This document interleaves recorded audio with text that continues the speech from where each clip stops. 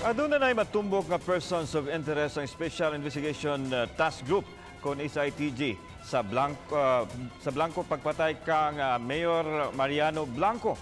Nagtuusab ang SITG nga mas daghan pa sa upat ka mga tao ang mga suspitsado. Si Luan Merundina sa report.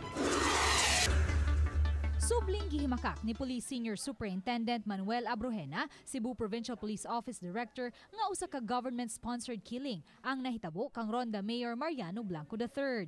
Hinuon may natumbok na nga mga persons of interest ang Special Investigation Task Group nga posibleng may kalambigitan sa pagpatay sa mayor. Apan nagdumili siya pagtubag kung pila ka mga tao ang ilang persons of interest. Wala usab ibutyag ni Abrojena nganong nahimo silang persons of interest. We are studying po itong pagkakapatay sa mayor ng Ronda versus doon po sa pagkakamatay pagkakapatay po ng vice mayor. Samtang gipahibaw sa direktor nga naubos sa kustodiya sa Ronda Police Station ang duha ka mga watchmen nga gipahapa dihang gisaka si Blanco sa iyang buhatan.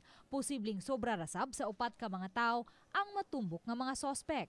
Hinuon nagpabili ng upat sa gisakyan nilang van.